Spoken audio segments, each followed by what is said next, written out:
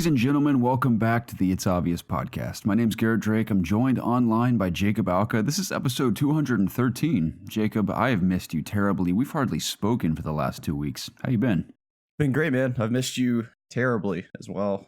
It's been a couple weeks. Let's just say that. Been playing a little game called WoW Classic, Garrett. My life is slowly sinking away as I just continue to log on, sit in queues, staring at my screen, waiting for the inevitable moment that I actually get into the game. And then once that happens, you just don't see me again. I keep playing. I skip meals. Everything's just going downhill, Garrett. I need help. Yeah, Jacob, nostalgia is a dangerously addictive drug, my friend, and it seems you've overdosed. I think that's an understatement. So if you need therapy or some sort of recovery program, I will gladly check you into some sort of facility. But I can see why you'd want to indulge yourself at least a little bit longer, because I hear nothing but great things about WoW Classic. Tell me about what you love, Jacob. I know you've obviously been a longtime fan of the game. You used to play back in the day when Classic was the reality of the game. So what about Classic now is drawing you back in for someone on the outside like myself who has hardly played the game? Yeah. Of course, I had my free Blood Elf I played till level 20. You were sexy. I was incredibly sexy, and that was the bulk of my experience. So tell me what I'm missing out on. Okay, so I was only jesting, of course. Like, I haven't literally been slaving my life away. Compared to other players, I'm only level like 25, so I'm not that far into it compared to a lot of other people that have played it since launch day. But in terms of my experiences with the game, it feels like coming home, honestly, because the game has changed so much on the live servers compared to what Classic is. So, for example, everything's not streamlined like it is in the live game. Like, you actually have to walk around everywhere and go get quests and stuff. And then, like it literally takes you sometimes like 10, 15 minutes to go walk to a town because you have to turn a quest in or you need to go do something, And even sometimes the reward's not that great. But honestly, the journey is just part of the experience because I don't remember who I first ever heard say this, but I completely agree with the quote, is that the most important character in World of Warcraft is the world. It's not the character, which is what the game's kind of become revolved around, like the player that plays the game. But I think the world means more than anything, because as the years have passed, the world not only has the world become, I don't want to say like more familiar, but it's much easier to maneuver around. And like, it kind of takes away from the experience of like, yeah, everything's a little more, easy to do or, easy to get around in terms of travel and transportation. But in this game, it's just nice to have to actually work for something to receive a reward in a game. Like, you don't see that a lot in most games because everyone's always getting rewards, second place trophies. It's just this experience, like, it makes you work for what you want to earn, and I appreciate that as a longtime fan that remembers those days. And it's just incredibly refreshing. I chose to play a gnome mage, so a very small, tiny gnome, and I am a spellcaster mage that specializes in the frost abilities, Garrett. All I do is cast Frostbolt. Like, I have a whole toolbar of abilities, but my rotation is just one button because of how basic the game was back then. Well, the Iceman cometh then, right? But it's funny, though, because like that's my best spell, so I just use it all the time, but there's like more spells in the game. They're just like more utility based or more specialized, which is kind of funny because that's how the game is now too. But because you have like more complicated rotations in the live game where you have to click multiple abilities and time certain things. But this, I'm just pressing Frostbolt.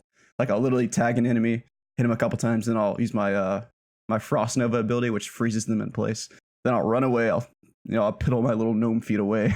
Then I'll cast another Frostbolt and I'll kill him. It's like just hearing it, like, it sounds so basic, but it's extremely satisfying.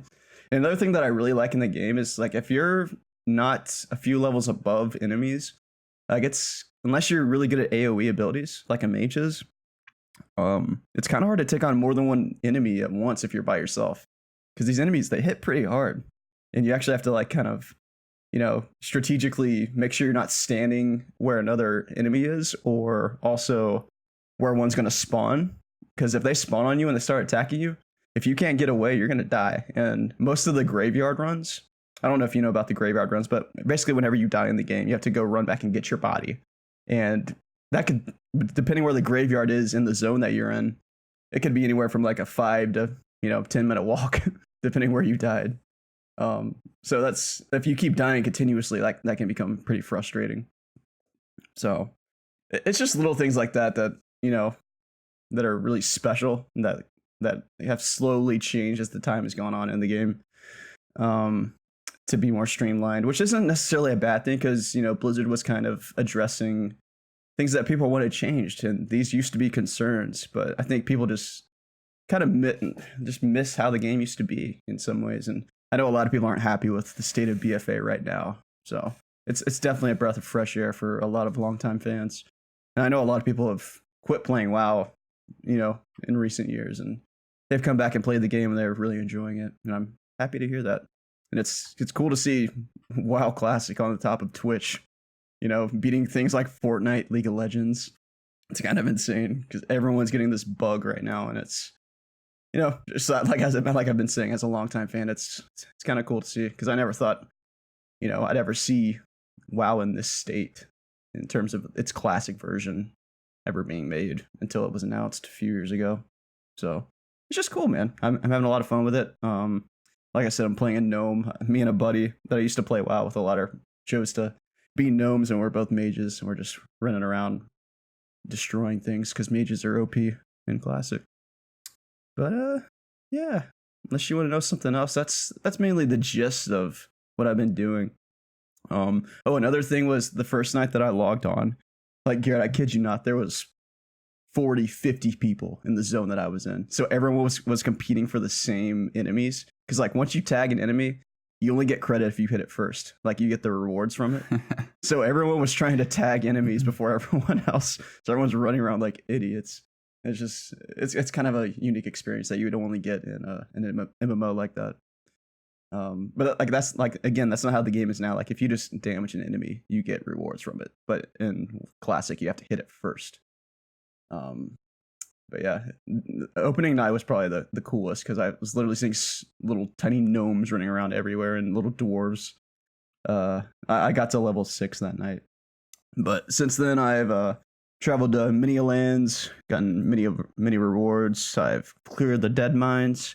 Where am I heading to next? I'm currently in this place called what's it called? Darkshore, which is basically like a spooky undead land. It's like a human land, but it's been overrun by zombies and undead creatures. So we're trying to repel them back so that mankind can live another day. But besides that, Garrett, I want to hear something about you. How have your weeks been? What have you been playing? Tell me about your life, because I miss you to bits. Yeah, Jacob, I was just going to say, I think the joy you take in WoW's sort of revival currently is what I hope to experience with Halo in the near future. Yeah. Not only with Master Chief Collection on PC, but of course the Infinite coming holiday of next year. Mm-hmm. I'd love to see Halo have a revival with that much excitement and success. It'd be cool. But WoW, man, sounds awesome. I was going to ask, do you still have to pay a subscription to play every month? You do, but the good thing about the $15 subscription now is that you get both versions of the game. So you're not really paying anything extra. I mean, you are if you want to just play classic, because you're paying $15 for an old game a month. But if you're just a WoW fan, you're getting 2 games for the price of 1 subscription. So that's pretty nice. But yeah, you do have to pay for it. That is nice. Yeah, I don't know if I'll ever actually jump into it, but it definitely looks incredibly appealing. Yeah, I imagine you wouldn't with your schedule. Yeah, I'd love to, though, because every time I see it in action and people start talking about it, I'm like, I know, especially back in the day, had I known, especially if you were playing, because you played for a long time without telling us. Had I known, man, I would have absolutely been there with you the entire time. Mm-hmm. Oh, and another thing, like, this game is actually making me want to go back and play, retail WoW.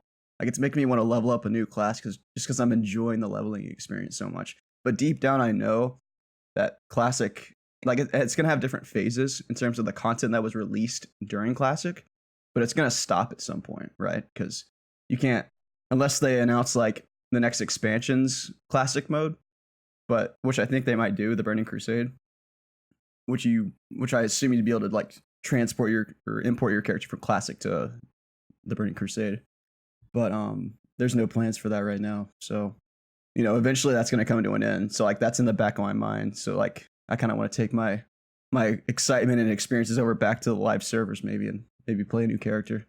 I don't know though, because we have a busy fall coming up.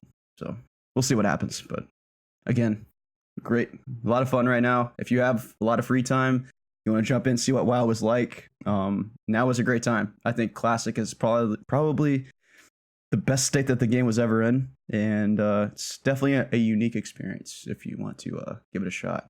Or at the very least, just check it out on Twitch. It's cool to be a part of. There was definitely a huge hype train that was revolving around it. And it's still going. But yeah, back to you, Garrett. Excellent. Well, Jacob, I haven't been up to much other than going to work and preparing for school. That starts on Monday morning. Actually, the morning this podcast goes live, I am back in school beginning my final 3 quarters at the Savannah College of Art and Design in Atlanta, Georgia. Oh, yeah. And I think I'd mentioned on the podcast in prior weeks that I want to go into it with a newfound enthusiasm and heart for just being in school, because I'm fairly certain and unless I decide to go back for a master's at some point, because I've been to school for so long now, I'm 26 years old, I'm just ready to be done, but I want to go into potentially my final 3 quarters at school more invested in not only my classwork and my projects, but in my classmates and professors, because they really are resources that I feel like I've neglected my entire time there. I went in just purely with the mindset of, I only want the degree. I don't really care about anything I could experience here or learn here. I just want to get through it. And I've realized the longer I've gone on that I should not only just take advantage of everyone and everything around me, but just enjoy my time there, because life isn't always going to be school. And of course, I've had a very strong taste of what real work is like out there in the field, but I want to enjoy my final 3 quarters, and I want to really make something special with my final thesis film, because I have between now and May to complete it. And currently, I have no idea what I'm going to do. I don't know if it's going to be narrative based, and if it is, what genre it'll be, or if it will be documentary. I'm not sure. And that's like the biggest prayer I have, is just for God to lay on my heart the story He wants me to tell, regardless of whatever format that may be in. And I'm confident He will provide that to me in the coming weeks, days. I'm not sure, but tomorrow's day one, or today's day one, is as of when this podcast goes live. So I'm excited about it, man. It should be good. I wish you luck. Thank you. Yeah. And of course, if you're still interested in assisting me in any way with that big final project, I will gladly reach out to you, my friend. Yes, please. Please do. I can assure you it'll be a far cry from the Pokemon videos we worked on back in the day. Hey, those are gold. Those are liquid. Or the Spider-Man video. Those are fantastic videos. They are absolute IOG classics, that's for sure. It'd be like the like AMC classics that come on AMC on TV. It'd be like IOG classics that come back every 10 years or so. Aside from that, though, I am neck deep in COG coverage right now. I wrapped my review on Man of Medan not too long ago, which I have a community question pertaining to that, which I'll bring up in a second. Cool. But reviewed Man of Medan. I've heard mixed things. Yeah, I like it. I'll talk about it in a minute. Okay. Doing that, I'm working on a feature for Gears 5 right now. I got to review NBA 2K20, and I am excited to announce that I officially get to review Hunt Showdown 1.0, like the official launch version of Hunt Showdown. So that's exciting. We have questions pertaining to that as well later on, which I'll talk about more in depth. But first and foremost, we have a question from Baked Jake 23. Baked Jake. He says, "Are we getting a Man of Medan Let's Play series? Would love to watch you guys go through that. Peace, boys." I'm going to go ahead and say no, probably. One, because I've already played it. I have reviewed it, and I have played co-op as well. I played the demo for the game before I actually reviewed the game in its entirety. I played co-op, and it was fine. We just don't have time for anything anymore. We barely have time to do the podcast, and doing a Let's Play would be truly like a divine intervention, ceasing us from doing anything else to make it happen. So unfortunately, there will be very few Let's Plays from us anymore, sadly, but I hate to say it. I'd love to do that, though, because we had a ton of fun with Until Dawn. Like you and I especially. I mean, the three of us played all the way through Until Dawn together. That's a fun series that is available on our YouTube channel and its own playlist. We did Outlast 2 together. We did Resident Evil 7 together. So we have a handful of Let's Play series, and especially the Resident Evil 7 series. Jacob and I absolutely loved, and I highly recommend that series still to this day. I think it's a fun watch. But sadly, no, we will not be able to do a Man of Medan Let's Play series. But that game in particular, I really enjoyed. I actually gave it a 9 out of 10. Basic summary is the plot is unbelievably predictable. It's like the moment they show you like this one thing in the opening cutscene, you're like, oh, well, that's the story. Which is fine because it's still a fun ride, and the cast of characters are awesome, especially the guy, I think his name's Sean something. I can't remember his last name. It's the guy who plays Iceman in X-Men. He's definitely the standout from the cast, but everyone's great. They're just as fun and compelling as the cast in Until Dawn. And going through the ghost ship, the Medan, is pretty cool. By the end of it, I got kind of tired of the ship because all the corridors and stuff start to blend together. But the first, like, 3/4 of the game are a ton of fun. And I did pretty well. I got out with all of them but 2 characters. And the 2 that died, it was so obvious how to prevent them from dying, but I just completely blew it. And that's what I actually liked about the game, is that although the plot is predictable, it still manages to trick you in many areas. And I almost think that was by design. That's why I didn't, like, really knock it too much for the predictable story, because I was still stumped by it, which is pretty cool. I think I would definitely replay it at some point, just not anytime soon, obviously, because I got a whole lot more going on. But my initial playthrough was cool. I definitely recommend it if you enjoyed Until Dawn. And what's exciting about it is that it is the debut episode of a new anthology series called The Dark Pictures, led by a host called The Curator, who is very Rod Serling inspired from The Twilight Zone. And he is who I'm most interested in, because just his performance and his voice and his demeanor when he's describing what you're going through is just really interesting. And he has a whole library in this Victorian era and inspired repository where he hangs out, and there's just countless stories to be told. I don't know how many episodes in total the Dark Pictures will actually have, but to think that Man of Medan is just one of many stories that Supermassive is going to tell is just really exciting. Yeah. And I don't know if it's going to be the same cast playing different characters, or if it's going to be an entirely new cast every time. That'd be really impressive if it was. But you can think of it as like a TV series in video games. It's like the Twilight Zone video game series, essentially. So the work they did with Man of Medan, I think, is just a really strong start. And I'm incredibly excited for what they do next. But Couple questions. Yeah. First question: do you in fact meet the Man of Medan? No, you do not. Oh, I mean, my God. That's the thing. The story has, for example, like in Until Dawn, same in this game, you can look at paintings that will give you hints as to what may happen. Yes. And there were a few that I saw visions of things that never came to fruition in my playthrough, and that's probably because I made different decisions than what those paintings suggested. Okay. But there were a couple that really, really were bizarre, and that's why I think there may be more to Man of Medan than I realized playing through it.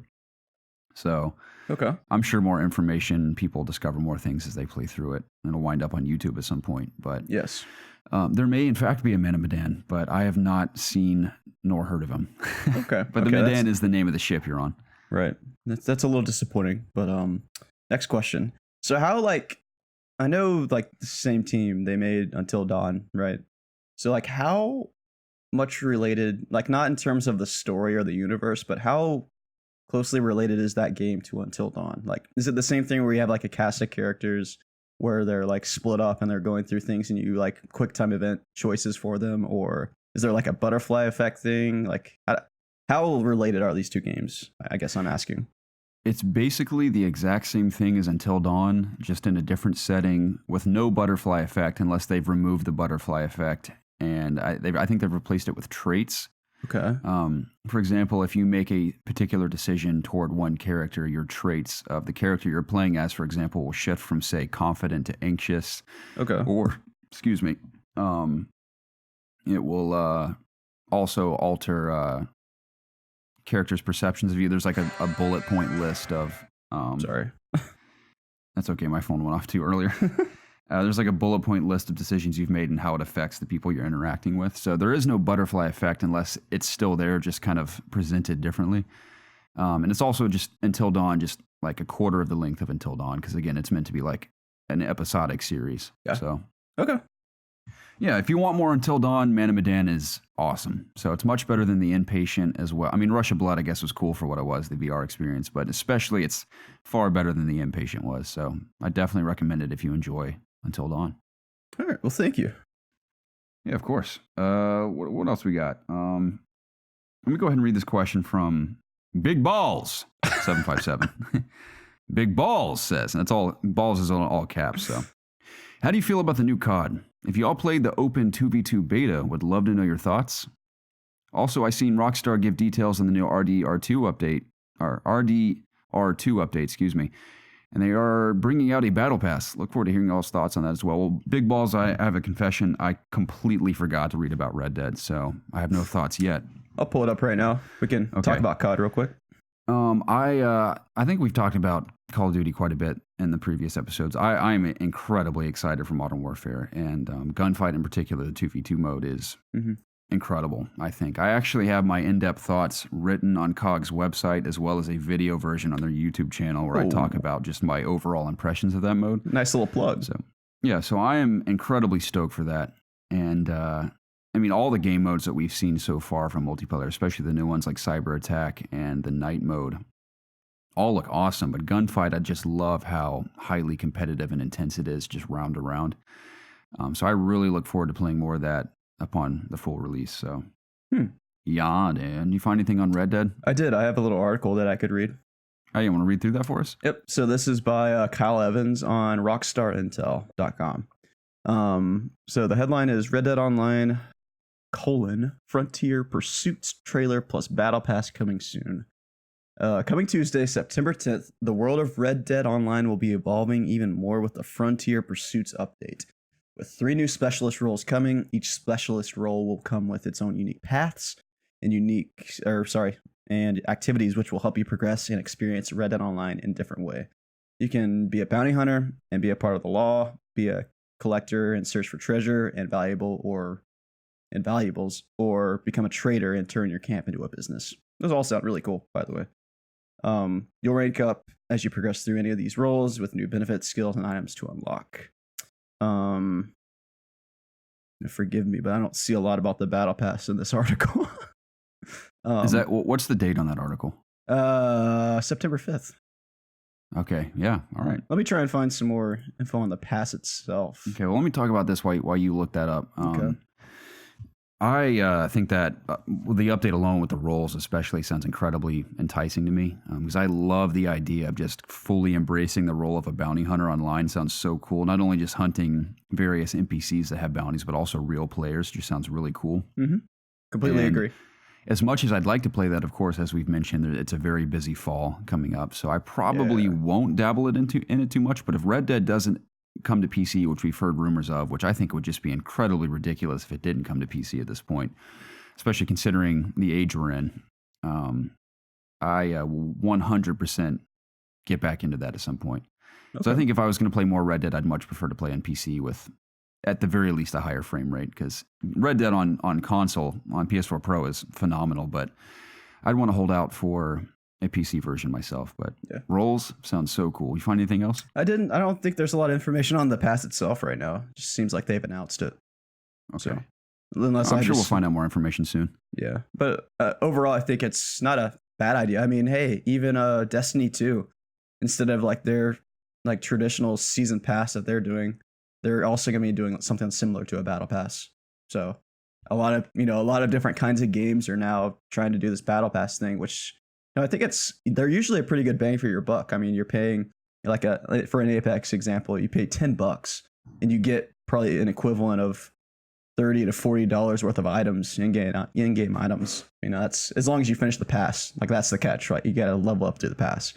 But, if you plan on playing the game a lot and, you enjoy it, it's definitely worth picking up these battle passes. They're usually a pretty good bang for your buck. And they keep you playing and they give you something to strive for. That's why I like them personally. So usually, unless it's like Apex Season 1 Battle Pass, I'm usually a pretty big fan of the system.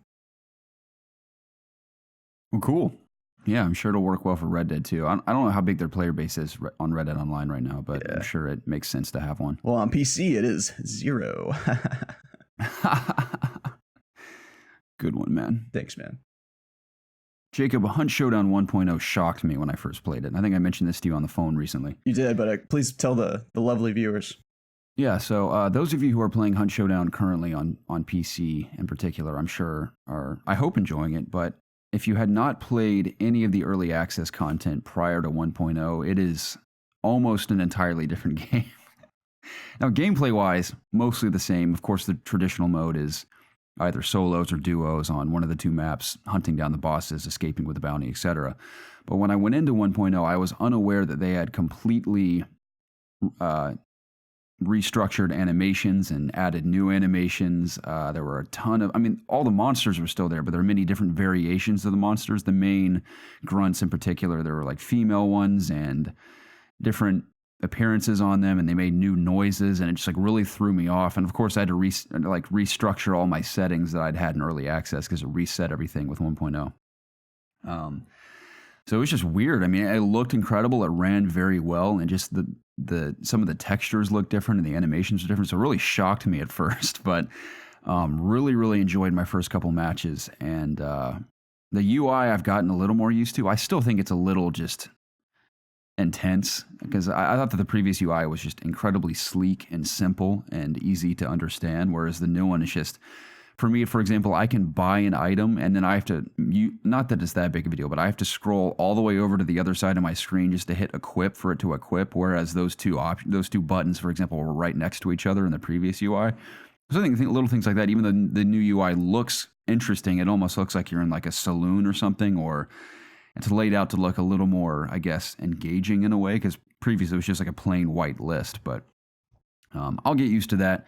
But I'm enjoying it. I've yet to play threes, so I've heard that's just outrageous. It's like a war zone. But yeah, I still stand by the fact I think the best hunt experience is either playing by yourself or with a partner at night on either map. It's just the ultimate Hunt Showdown experience.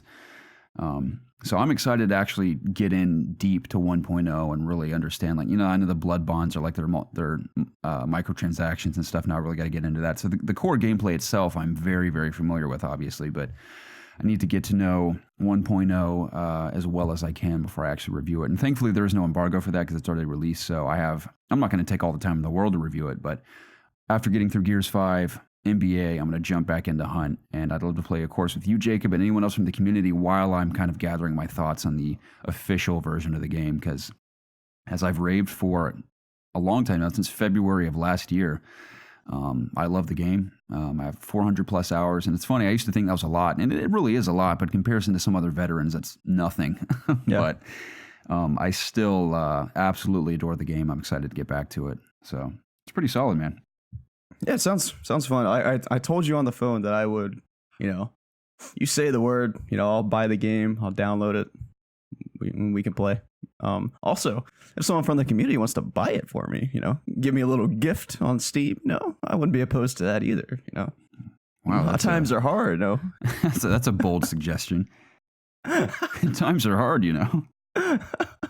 Just bought a new car, I gotta start paying car payments, I understand that.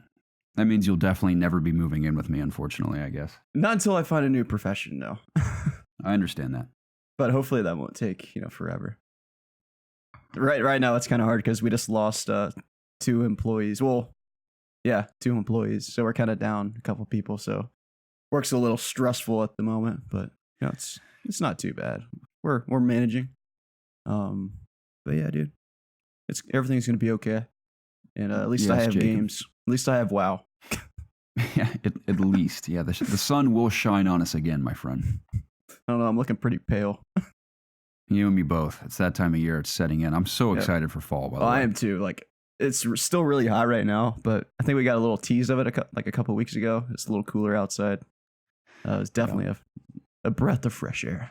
Next time I pay a visit to the grocery store, I'm going to visit the Halloween section of the amenities that are offered this time of year and get myself a jack-o'-lantern and maybe some skeletons or something, just kind of decorate the apartment. Tis the season, after all. I like to enjoy it as long as I can. It's like setting up for Halloween now is more appropriate than setting up for Christmas prior to Thanksgiving. Yeah. Well, I was telling Zach when I was at his apartment recently, because he and Cassie have already decorated their apartment for Halloween. Oh, really? And I told them about the time my mother which I still think was an excuse, which is hilarious. We had family coming into town, of course, for Thanksgiving, but this was, bear in mind, prior to Halloween. This is like October 24th, and my mother realized that I think she and my father were going to be out of town for quite a while before Thanksgiving. Okay. So they decided we need to put up the Christmas tree before Halloween. Oh my God. Because we're not going to have another chance. So leading up to Halloween, we had a Christmas tree in our house set up and lit up with Halloween decorations as well. So it was quite terrifying. It was probably the most horrifying Halloween I've ever had. So I'll never forget it. But it was amazing. I know the stores already have Christmas trees in, so you can Yeah, no literally go to a surprise store there. and you can see them. It's insane. Yeah. What was I going to say? Gears 5, I can talk about that pretty extensively if you'd Yeah, like. I've heard that some people are really enjoying the, or some people have gotten early access to the campaign. Or is the game out now? I'm pretty sure the game's out now. Okay, well, this was before then. They were saying that the campaign was not surprisingly good, but it was good. Like it kind of had this kind of Dead Spacey feel to it in terms of just the layout of the levels and stuff, which is kind of interesting to hear. Yeah, it's definitely better than Gears 4's campaign. And I like Gears 4's campaign just fine, but I think following the recap, because they provide you with a recap of Gears 4 at the beginning of the game, which is really helpful because I'd almost entirely forgotten what happened with the exception of the ending. And I was reminded that those characters actually are pretty cool, and I like them. And I think they have been fleshed out far more in this sequel, and you get to know them much better, which is pretty cool. And Act 1 in particular is just an incredible opening to the game and really sets the tone for what's going on. Who do you play as in this one? You play primarily as Kate, I believe her name Okay. is, but you start out as JD at the beginning, which is Marcus Phoenix's son. Right. So yeah, the characters are awesome. Gameplay is still very much Gears of War, but it isn't quite as corridor based as the previous games. There are larger open areas, and there aren't as many wave based encounters. There's a lot of Gears 4. So many encounters, in fact, were get to an area, fortify it, and fight off waves of enemies. It was basically horde mode in the campaign. Yeah. Which is fun because I read more into Gears 4 and having leadership transitions and stuff with the coalition occur, and I think something that had happened with Microsoft, I can't remember what it was, really impacted the development of Gears 4. But considering how good Gears 4 was in spite of all those circumstances, I think it makes sense as to that's why it was like that. So Gears 5, they've definitely taken it to the next level in terms of just what you can do with that gameplay. A bunch of cool new enemy variants to fight that are fun and challenging. Some new weapons that are pretty cool. All the environments are incredible too. Like I forgot just how stylized the Gears of War universe is on planet Sarah. And the environments are really interesting. The lighting is just absolutely gorgeous. Whether you're in like a mine or like a spooky laboratory or in like a giant open mountainous snowy area or like a village of sorts. So all the environments are really cool. What else has stood out to me? The collectibles are pretty cool too, because I love tidbits in games that give you kind of more insight into the world that you're inhabiting. Oh yeah. So Like a lot of cool, the soldiers in Doom. Little toys. a lot of cool collectibles to come across in the game that kind of give you insight into particular characters or events that have occurred on the planet. And some of my favorites include cog relics from the previous trilogy from back in the day when the Locust War was happening. There are countless like vehicles and dead soldiers and memoirs left behind from that era, which is cool because a lot of the stuff you would discover in Gears 1 through 3 were relics from the Pendulum Wars, which was like the civil war with humanity prior to the Locust actually emerging. So I like being able to it's kind of nostalgic in the sense. It's like, oh, I remember this event or I remember that particular part of whatever campaign it was from the first trilogy. So little tidbits like that are cool. The open areas are probably the biggest change from previous Gears games, where you have your skiff, for example, that you ride around as like a giant open hub, kind of like a Tomb Raider game. There are a bunch of hidden areas, not really hidden areas, but optional side quests and areas you can go tackle. That's That, cool. for the most part, rewards you with components for Jack, which is your robotic companion that is actually playable if you have 3 people playing co-op. But he is there to really spice up gameplay as well. He has a series of abilities that can either, for example, like turn you invisible temporarily to get the drop on enemies and stealth attack them, or he can armor you up to get through certain areas like bodies of fire or gas, or to just take on more incoming fire. He can shock enemies and freeze them. He can lay down shock traps. So if there's like enemies funneling in through one particular area of a battlefield, you can set up traps and it'll shock and kill them. And he's upgradable throughout the game. There's a ton of components you can discover around each area of the game and collect them and upgrade Jack. So that's pretty cool. It really, because I'm having to like train myself to use him more often, because he really does make a difference, and it really does make that traditional Gears third-person cover-based experience more interesting, because he really does completely alter every encounter you have, which is awesome. So that is pretty cool. The open areas I don't think are absolutely necessary, but it definitely feels fresh, and that's one of the things that I was hoping for going into Gears 5 is what can they do that really changes the formula? And in terms of the campaign, that's definitely new. I wouldn't say it's like amazing, but it's definitely pretty cool. It's different, so I appreciate it in that sense. I've yet to finish the campaign. I'm just now finishing up Act 2. The game's really long, surprisingly. Like Act 2, I mean, I've been like going gung-ho, like trying to blaze through it because I want to get this feature done. Yeah. But I am enjoying every minute of it, and it is surprisingly lengthy. And it's good to see that, you know, the Coalition's investment and time they put into this game is really paid off, because the reviews are pretty strong. And we were wondering what they were up to for, I think, 3.5 years, maybe longer. I can't remember when Gears 4 came out, but it's been a long time. Yeah, and they definitely came through with this campaign, because I was actually worried about Gears 5 going into it, because we heard very little information. There weren't any strong trailers kind of presenting like what the story was or what to expect. So it's pretty cool. Really enjoying it, and even the multiplayer is a ton of fun. And I think arcade mode is just so much fun. I know we talked about it when the beta or alpha, whatever it was out. But that mode is great because it just isn't a total shotgun fest, which I know Gears has its time and place for being a shotgun fest. But the fact that everyone's spawning with different weapons and taking cover and actually flanking and using communication with their teammates to get the drop on opposing players is just really, really fun. It's the Gears multiplayer experience I had always dreamed of, and it truly has come to fruition, which is incredible. And the only thing missing that really surprised me, I guess I haven't played enough Gears 4 to remember that I guess these modes don't exist anymore, but classic modes like Execution and Warzone are completely absent from the multiplayer, and it's hilarious because I went into multiplayer and been like, okay, I want to play some classic Gears right now. And it said, play your favorite modes like King of the Hill, Domination, and Team Deathmatch. I was like, what in the world is this? Which is fine. Those modes are still fun, but I was just hoping to have that traditional, like, hardcore, like Execution, for example, as you spawn, is 4-on-4, or originally was 4-on-4. And you duke it out, and you have one life. So if you're dead, you're dead.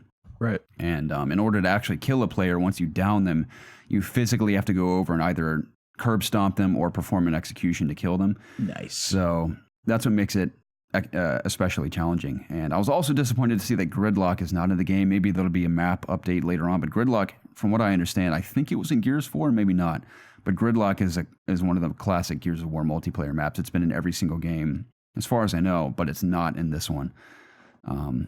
So I mean, they have a whole new assortment of maps that are really cool, and the only one I've actually played on that wasn't in the beta so far is like a museum of the Swarm. And it just aesthetically, it's so cool because it kind of reminds me of Penguin's Museum in Arkham City, where it has all these cool relics that he's like decorated and stuff. But the museum you fight in is all about the Swarm and like their history and where they come from and all these different creatures on display. But it's also a very symmetrical map. So in terms of just the gameplay, it's really, really solid. So yeah, I'm excited to play more of that. I might do. I don't know if I want to do a feature on multiplayer. I'm pretty sure I'm going to do like a feature on campaign, something like, this isn't final, but it'll be like 5 things that are new or interesting about the Gears 5 campaign, something like that. I don't know. But nicking away at it, multiplayer is a ton of fun. Campaign's really cool. And I think Preston and I have planned on playing some multiplayer together. So maybe we'll have a Let's Play out of that again, like we did with the previous Gears video. Just because we're enjoying it. It's a lot of fun. So if you guys are enjoying Gears 5, I'd actually love to hear your thoughts. But that's all I have to say for now. I've yet to complete the campaign, but I've heard there's some pretty gnarly stuff that happens in the latter half of the game. So I'm excited to kind of talk about that later on. But yeah, for sure. Gears 5, man, if you're a fan, I recommend it if you were on edge about buying it or not. Sick. That's litty, bro. Totally, dude. Totally. Jacob, other than all of those things, I've only played Apex Legends on Xbox this week, and I did get one champion with Zach. But that's about it. I'd like to play again on PC. I miss it on PC, but Xbox is fine too. Tell me this: have you played the new update? That's the Shoddy Snipes update, right? Yeah. Yeah, I played one round. Okay. I actually really enjoy that mode. I think I love that people have only white armor. I think that's the best part of the mode, by the way, because that's the more that I thought about it, I think that's one of my biggest problems with Apex is that it takes so long to kill someone. Like they have so much armor. Sometimes it is ridiculous how long it takes. But in this mode, like if you hit a headshot with a sniper, they're dead. You know, it's a knockdown. Yeah. And even with the Peacekeeper, if you got like the what's it called, the choke, you charge that shit up, hit him in the head, it's an instant kill. It's awesome. I think my favorite combo is either the triple take Peacekeeper or the longbow Peacekeeper. I've actually really started to like the triple take because I don't have to lead my shots. Because energy weapons, they have like barely any travel time. So there's instant, kind of like a light ammo gun. But yeah, just really been enjoying the mode. I've had a lot of high kill games, a couple wins. I think like have you gone to the new what's it called, the lab, the new spot on the map? No, I didn't know that was a thing. Yeah, it's over by a swamp. It's like on the east side of the map. You should have seen it. It has like a huge portal in the sky that you can like land in as you're dropping. It'll take you all the way through the tunnel into like, you know how Wraith's ability works. Like it'll take you that like little Wraith form. It'll take you all the way into the back of that lab zone. And then when the update initially launched, like anytime they add a new spot on the map, it is chaos, dude. Because everyone's going there. There's not enough weapons to go around, so everyone's just punching each other, and it's complete chaos. But it was fun going there a couple times. But every time you go there, it's very unlikely that you're going to come out alive, at least until it cools down a little bit. Because I actually really like the Octane thing that they added in the previous update, the one with all the controversy over the microtransactions. Right. But I think it'd be really cool if they kept adding map updates like this, that are character themed. But in terms of the store this time around, I think it's a lot better. Like you can directly purchase any of the skins that you want. There's no like lottery machine, slot machine thing that you have to pull to open a loot box or anything like that. So in terms of that, it's better, but you still have to spend $18 to get the cool new Wraith skin that was teasing the event, which isn't, I might get it. I don't know. I still have another week to decide, but $18 is a lot of money for a skin. I don't know, but I'm really enjoying the update. New game mode's cool.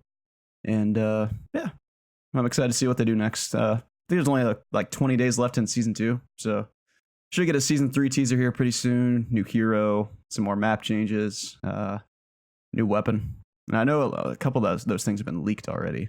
Apparently, the new hero is going to be like a guy named Crypto, who was actually responsible for that tower falling in the trailer for season 2. He's going to be some sort of hacker character, I think. And then I think the weapon's going to be some kind of charge cannon or charge rifle that was in Titanfall 2. From what I'm hearing, and I don't know too much about it because I'm not a big Titanfall guy, but it seems cool. But yeah. Well, dope, brah. That sounds pretty sick, dude. That's been pretty much 2 games that I've been playing lately. Yeah, I kind of put down Fire Emblem. I was playing through it again on my second playthrough as the Blue Lion class, but a lot of the story beats are the same, and I don't know if I have the what's the word? The fortitude, I guess, to play through it again. I don't know. I got too much other stuff going on, and I already know what happens in one class, and I know the overall story arc, so I don't know if I can convince myself to play it again. But still, really great game. If you have time this year, it's definitely worth it. It does a lot of things right, and it's definitely a Game of the Year contender for myself. That's pretty cool, Jacob. Mm-hmm. I think that's all we have to say for our opener. You want to jump into some news? I thought you'd never ask. Excellent. So, well, ladies and gentlemen, welcome to the It's Obvious podcast. As we said earlier, this is a podcast where my best friends and I gather every single week to discuss video games and more. If you're enjoying what you're listening to, it is available on multiple platforms, including Spotify, Apple Podcasts, Google Play, and YouTube, and an assortment of podcast services that I forget even exist. But we are out there. If you just Google It's Obvious Gaming, I'm sure you'll find it wherever you please. That being said, what does Preston always say? He's been gone for so long, I don't remember what he says anymore. I'm just going to say we love you to bits. We're so happy you're here. We're just going to go into the news. Yeah. I love it. Hey, man, what's the news? I think we should start off with the notable Nintendo Direct from the 4th, Jacob. comes from Michael Andronico from Tom's Guide. This is an overview, not really an overview, a recap of everything they announced. Okay. Notably, Jacob, Overwatch is coming to Switch. Yeah. After weeks of leaks and speculation, it's official. Overwatch is coming to Nintendo Switch. This portable version of Blizzard's popular online shooter will feature all of the same content and updates as the other versions of the game, and will arrive on October 15th for $40 with special skins and a 3-month Nintendo Switch online pass, so you can start fragging right away. That's cool.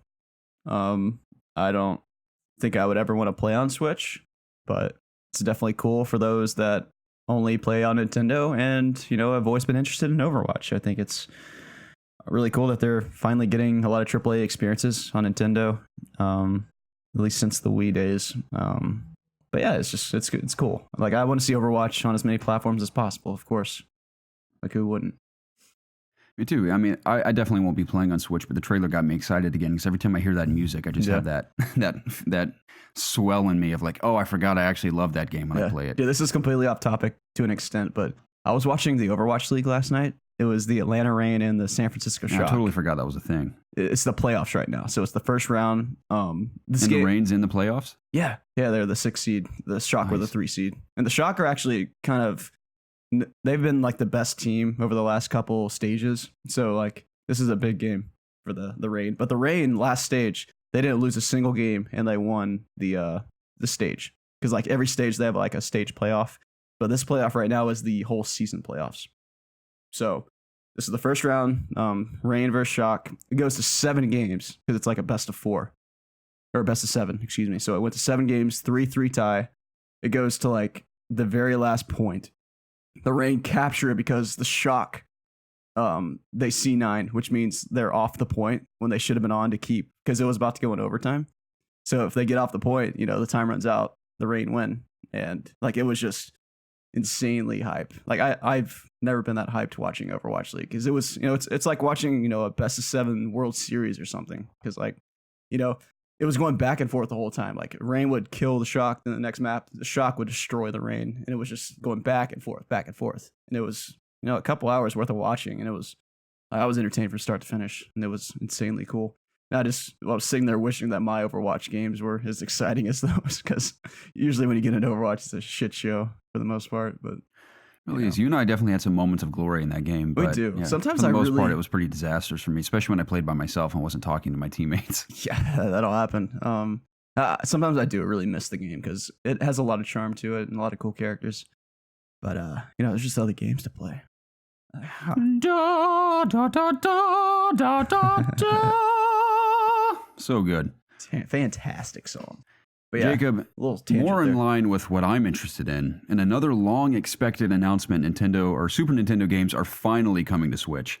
As long as you have a Nintendo Switch Online membership, the SNES Switch Collection, which launches on September 5th, which has already happened obviously, will include classics such as Super Mario World, The Legend of Zelda: A Link to the Past, Super Metroid, and F-Zero, complete with online multiplayer functionality and a rewind feature. Nintendo will also feature a special $29.99 wireless version of the classic SNES controller, available exclusively for Switch Online members, for those who want the full retro experience. I must say, that's Jacob, cool. That Nintendo continues to drive stakes into my heart with all these Switch announcements, considering I don't have one. Especially this, because I've just always fantasized about being able to play some of my favorite SNES games on Switch. Yeah. Of course, with Super Mario, and I would love to play Link to the Past on Switch. But it's Link's Awakening. That's the other new game coming to Switch. Yes. But some of the classics I've never played, I'd totally play on Switch. But even the ones I absolutely adored and played through a million times, I'd love to have just on the go with me. And Super Metroid, there's a lot of bangers on there. Yeah, and I love that they've included the wireless controller as well. I don't know if I'd actually pick that up, but that is very cool that they have that as an option. Well, you're not a true SNES fan then if you're not going to get it. Right. You poser. I mean, I have the Super Famicom Classic that Casey brought back from Tokyo, so I have that going for me. So that's good enough for me. See, this doesn't interest me too much, but I think it's really cool because I don't have a lot of nostalgia for playing SNES. I kind of played, I went from like Game Boy to an N64. Like, I never played a lot of old games. I did play an NES at my grandma's house where we had like Super Mario, Duck Hunt, that kind of stuff. But I never really touched an SNES, unfortunately. That it was. I know it's a very special majority console. of my childhood prior to PlayStation was SNES. Love it. I know it's very important and special for a lot of people. While we're on that subject, Jacob, let me read through one more thing that is not necessarily Nintendo related, but it is SNES related. Okay. To an extent. This comes from Samuel Clybourne of IGN. It's about Aladdin and Lion King. It says the re-release collection featuring of Disney's Aladdin and the Lion King has been confirmed. Disney classic games Aladdin and Lion King will be getting boxed retail versions for consoles in addition to digital versions.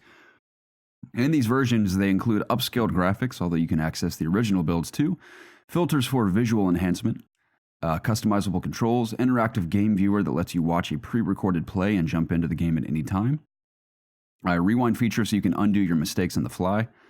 That kind of reminds me of Prince of Persia: The Sands of Time. An explorable museum of behind-the-scenes development assets, including interviews, an art gallery, and music player. The Disney classic games Aladdin and the Lion King collection will be out this fall on October 29th, 2019, and will retail at $29.99. Now, I know in these editions, I think every version of these games is coming, like the Game Boy version, the Sega Genesis version, and I know Lion King has its SNES version, but Aladdin only has its Genesis version, which is interesting. IGN claims they've reached out to clarify whether or not Aladdin will include the SNES version, because that's the version I played as a kid. I played both of these games. Yeah.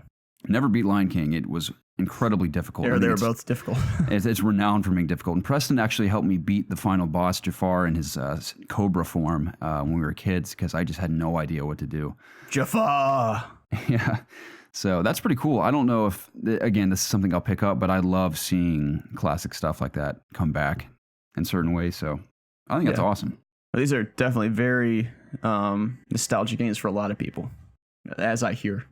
I have played both of them at some point. I have memories of playing them, but I couldn't tell you where I played them because again, you said they came out on a lot of platforms. So right. It probably wasn't on the SNES. Yeah, so many announcements these days where I'm like, wow, that is so cool, but I'll never get to actually enjoy that. Yeah. It is cool, though. Another news from the Nintendo Direct, Terry Bogard joined Smash. It says, just when you thought Super Smash Bros. Ultimate's roster couldn't get any crazier, Fatal Fury star and old-school fighting game icon Terry Bogard is joining the roster in November 2019 as part of the 4th Challenger Pack. You'll be able to buy him for $5.99 or get him in all the DLC fighters as part of the $24.99 Fighters Pass. Speaking of Smash characters, N64 icons Banjo and Kazooie officially enter the fight today. Mm-hmm. That was as of the 4th. Yeah.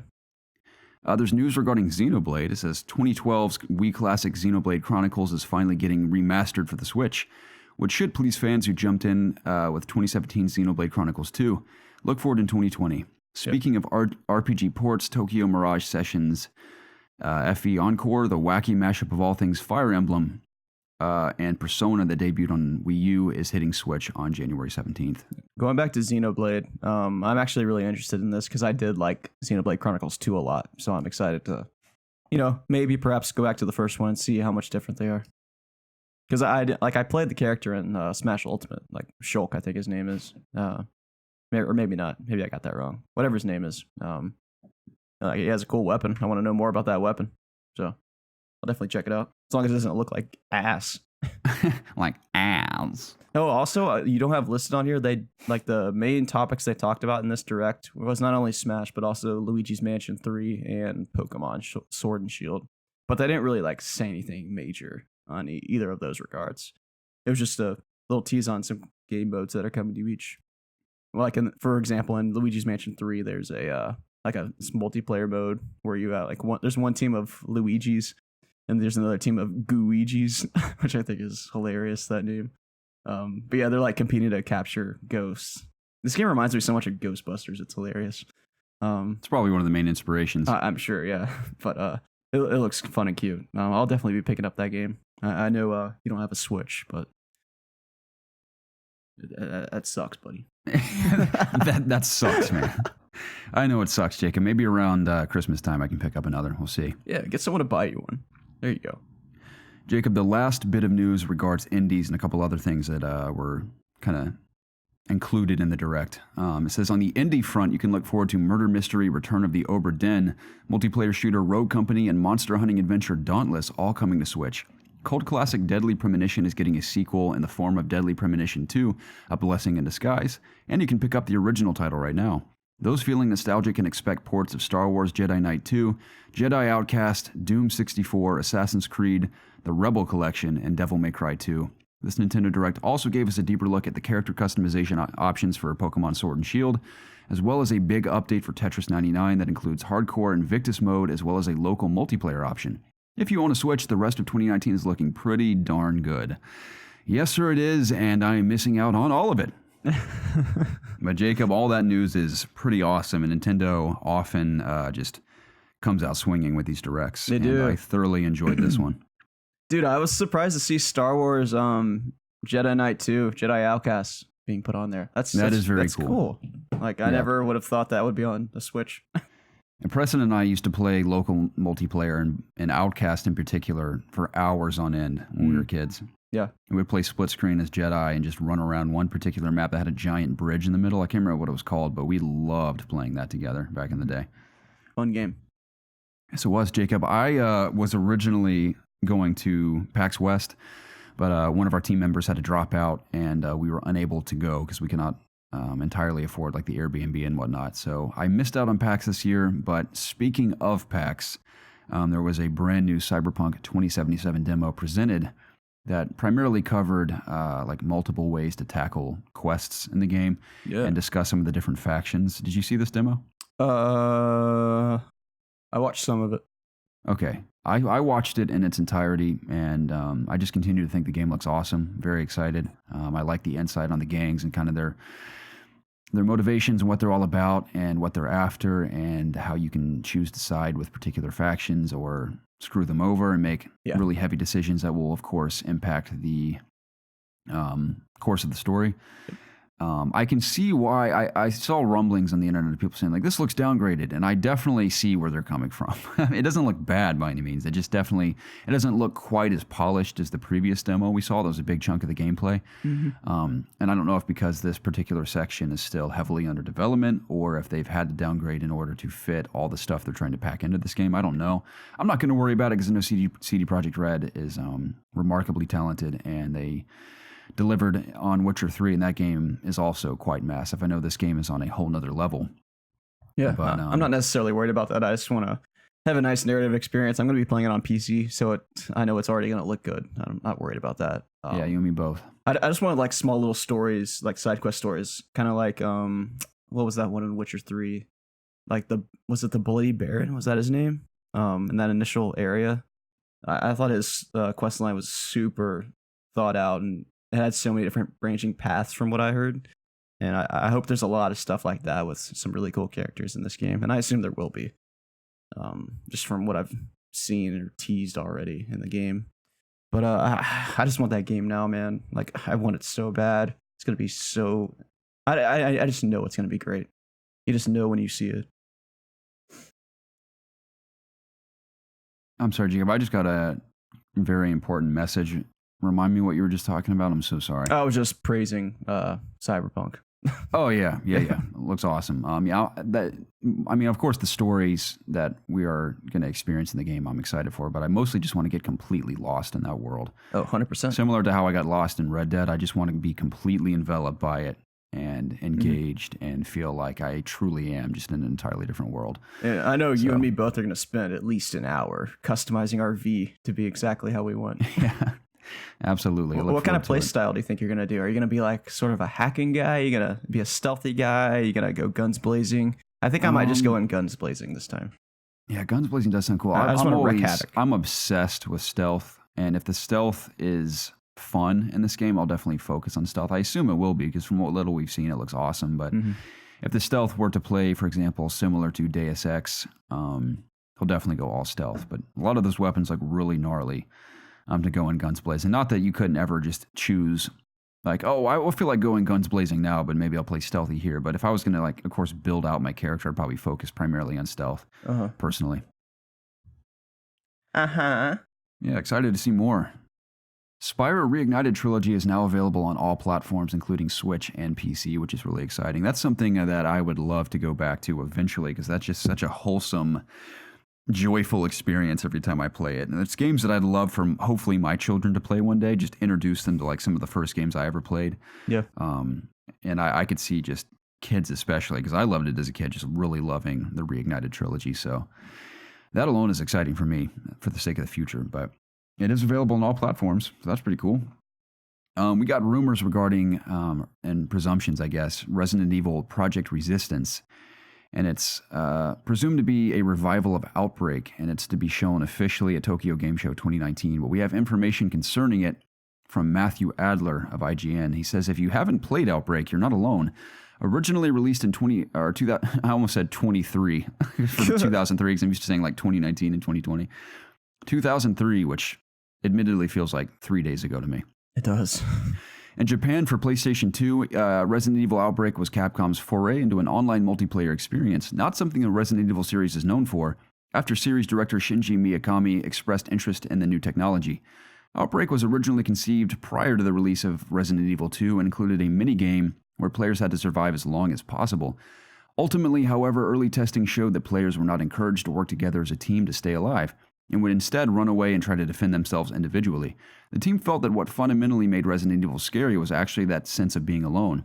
Because of this reasoning, development for the game was put on hold until it was resurrected prior to 2002, although it was headed by a different studio at Capcom, Production Studio One, who previously had no experience working on a Resident Evil franchise of games.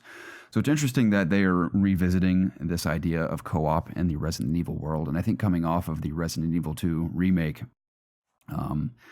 I have the utmost faith in whatever they're working on, and I'm sure they've figured something out to make that work in a modern sense in terms of how far co-op games have come and making that work in the Resident Evil formula. Yeah. So I just love how Resident Evil 2 feels to play. So if it just feels like that in co-op, that's fine by me. Mm-hmm.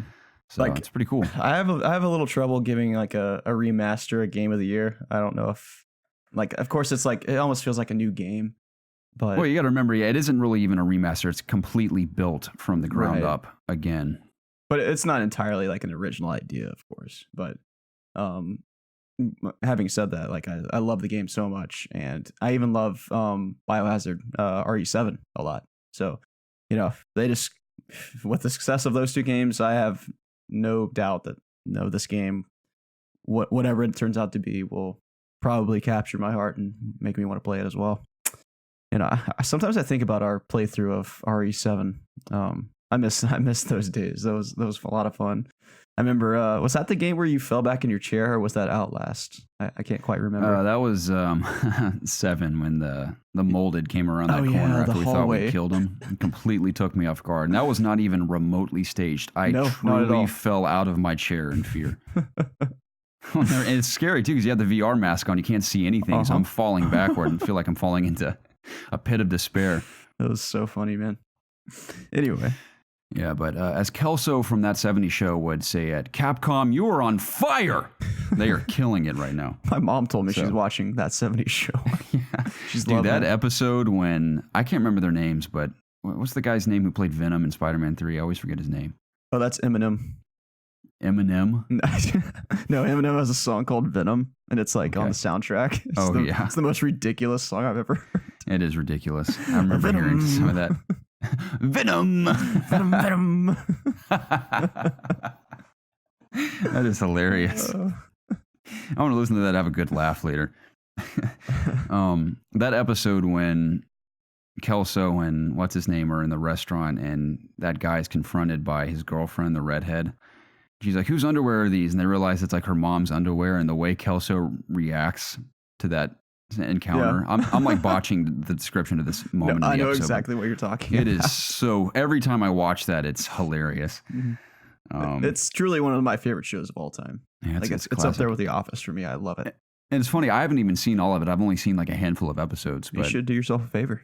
Yeah, I keep hearing how awesome it is. Maybe one of these days I'll jump into it. I'd love to watch it with someone else and not by myself, preferably. Yeah, I think especially comedies are always fun to have someone to laugh with while you're watching it. True. But one of these days I'll definitely get through That 70s Show. But yeah, Capcom is killing it, and I look forward to seeing what this is all about. I'm sure it's It's not fair to call it like a filler game prior to the next either remaster or full-fledged Resident Evil game, like, for example, Resident Evil 8, whatever that looks like and what it's going to be. But if this is meant to be like sort of a filler game, that's fine with me. I think it sounds like the idea sounds cool. And like we said, I loved Resident Evil 2. So if it feels and looks like that in a co-op setting, by all means, go for it. Yeah, plus it's going to be on that RE engine, which looks phenomenal. So it is so beautiful, dude. And even like, and I'm probably a weirdo for saying this, but I am like obsessed with physics in games. Yeah. And that's like one of the first things I noticed, even like the new Call of Duty, the physics are just vastly improved. And I was like so excited about that. But in Resident Evil 2, dare I say, dude, I think I said this in the feature I did, which is funny. Like, I think one of the best videos I've ever done is my Resident Evil 2 video called 10 Things I Love About Resident Evil 2. Yeah. And it hardly got any views for some reason, but I think it is by far, it's my favorite video I've ever worked on too. But I mentioned in that video how impressive the physics are. And I think anyone who's played the game realizes that. But dare I say, dude, I think their physics engine and the RE engine completely rivals the Euphoria engine that Rockstar uses. Because Rockstar's physics have for a long time been incredibly impressive. Also very funny in certain ways. But especially in Red Dead 2, the physics are remarkably impressive. But RE's engine, man, is killing it. So that's why I can't wait to see what they do with Resident Evil 8, whatever that's going to be like. It's going to be cool. Oh, 100%, dude. Speaking of new things, Jacob, Shovel Knight Dig is on its way, and this comes from Adam Bankhurst of IGN. He says, announced by Yacht Club Games, Shovel Knight Dig is also being worked on by Nitrome and has been in development for over a year, although it has, quote, quite a ways to go still. Following Drill Knight and his dastardly digging crew blasting apart Shovel Knight's peaceful campsite and stealing his loot, Shovel Knight grabs his shovel blade and begins chasing after them. Players will, quote, jump, slash, and dig their way down an ever-changing chasm of mystery in Shovel Knight Dig. Shovel Knight Dig features glorious high-color pixel graphics and sound, and fluid animation, scaling, rotation, and parallax, which makes this adventure feel a lot more like an SNES game as opposed to the original NES style. Sounds like a bunch of jargon. Yeah. While Shovel Knight Dig's levels have been meticulously crafted, each adventure will be different as they are stitched together using proprietary generation techniques for infinite replayability. Whoa. Players dig deeper with Shovel Knight Drop and Speed Shovel. They will gather wealth, which can be used to upgrade Shovel Knight. Shovel Knight Dig will also feature new characters and enemies, including the aforementioned Drill Knight and the brand new Spore Knight. Oh, the Spore Knight. I really, really loved Shovel Knight. I know you and I actually did a Let's Play for Shovel Knight, I believe. Maybe 2 Let's Plays. I can't remember. I played it too on my Switch. I never finished it, but it's definitely a very fun game. Very charming. I know you, me, and Preston, all 3 of us have played Shovel Knight, and it definitely, of course, was nostalgic in the sense that it felt like a classic platformer action side-scroller, but I loved how each level of that game built upon the last, and you were constantly learning new ways to tackle enemies and traverse each map and use your abilities you'd accumulated and things you learned throughout the game. It was like the ultimate game design experience for just a side scroller like that, because each level was fresh in ways of being challenging and how to properly go about doing things. And the final boss battle in and of itself is just awesome, because you literally have to fight every single boss back to back to back to back again. Yep. To defeat them, which is awesome, because you have to remember, like, well, how did I tackle this guy before? And just having to fight them with limited health all the way through is just awesome and very satisfying to beat. And the screenshots I've seen from Shovel Knight Dig look really, really cool. So I will definitely be playing this when it comes out, even though it is still heavily under development, supposedly. Looks awesome. Sounds very cool based on the description, and the images alone have me very excited. So more Shovel Knight is coming. I'll be keeping my eye on it. I don't know if I'll play it. Jacob, the PlayStation Plus free games for September have been announced. They include Batman, Arkham Knight, and Darksiders 3. That is I will not be indulging, right but that's pretty cool. Yeah, I mean, Arkham Knight's it's a pretty decent game. I mean, it wasn't the best Batman game. No, that is why I have the utmost confidence that Rocksteady is indeed working on a Batman title that will, of course, shine above all the rest, and they will make up for their shortcomings in Arkham Knight. I believe it wholeheartedly. Or they could be working on that Harry Potter game, which is what I'm hoping. But that also, man, I am dying to get more information on that, because that video that leaked, dude, and that video we did where we talk about it for like 45 minutes, man. Holy crap! That's so much fun. I would give anything to play that within the next year. So that's what I want more than anything. You and me both, brother. Hopefully we'll hear something soon, if ever. But Jacob, let's jump into solid community month. questions. One more thing. Sorry. Darksiders 3. I've heard it's a great game. I actually have a buddy at work that's playing through it right now, and he's really enjoying it. So if you haven't played either of those games, please go pick them up. They're free. Why wouldn't you? Yeah, I played Darksiders 1, never played the second one. Yeah. I've never played I know Preston's any of the liked series. both of those games. I don't think Preston's played 3 yet. Doesn't 3 have like a new character or something? I don't know. Yeah, I can't remember which demon or whatever she is. Was 4 the one that just came out, or was it 3? No, 3 just came out. Okay, well, that's crazy. It's already free. Yeah. All right, community questions. Ladies and gentlemen, thank you so much for your continued support of this podcast by writing in and week out, fueling us with random, exciting discussions about all sorts of things. Love you to bits, and we are so thankful for each and every one of you for taking the time to do so. If you'd like your questions read live on the show, you can reach us in one of 3 places. You can email us at ItsObviousGaming@gmail.com. You can tweet at us at @obvious_gaming, or submit your questions in the Ask IOG section of our Discord channel. And every time you submit a question, always include the hashtag AskIOG so that we know you want your question read live on the show. That being said, first one comes from Master Cthulhu. He says, with Borderlands 3 coming up, what would each of your ultimate abilities be if you found yourself on a planet containing a vault, shooting psychos and raiders in a desperate bid to save the universe? Before I forget, I meant to mention that Preston was in Nashville last night prior to recording this podcast. And actually got back from Nashville, and I called him this morning and he did not pick up. I assume he was dead asleep because he was working hard. So that is why he is not with us, unfortunately, this week. Maybe next week. I'd love for him to return. Just unfortunately, every time Jacob and I actually have a chance to record ourselves, Preston is busy with work responsibilities. So we love him, we miss him. But Jacob, between you and I, what would your ultimate ability be in Borderlands? I have to say I'm not familiar enough with Borderlands in spite of playing the first and second game to kind of know what the ultimate abilities are typically like. Yeah, so we're just going off the dome right now. Anything right now. I never played Borderlands, so I don't know. Maybe like I don't. So what are like some ultimate abilities that have been in the game? Do you know any of them? I don't. I'm gonna rip off. What was that game that just came out that everyone forgot about after like 2 weeks? Rage 2. Rage 2. The ability where you go Super Saiyan mode and basically have infinite ammo and you're incredibly overpowered. That's what I would want. Because the game, at the end of the day, is all about the weapons. So I'd want my weapon to have infinite ammo temporarily and just go to town on a bunch of psychos. It'd be cool if you could have like a big shield, like a Reinhardt, but you could also keep using your guns. Like it just came out from your gun. And it was like a big force field that you could just walk around for like a certain amount of time. I think that would be a cool ability to have as an ultimate. Sort of like a tank in a sense. And then... yeah, I guess that's mine. I don't know. I don't know anything about Borderlands. I am going to jump in this weekend though, this coming weekend, because I do believe it's dropping this weekend. Yeah, I think it drops Friday. Oh, dude, that's awesome! I'm definitely going to play it if I can. I got so much stuff to do though.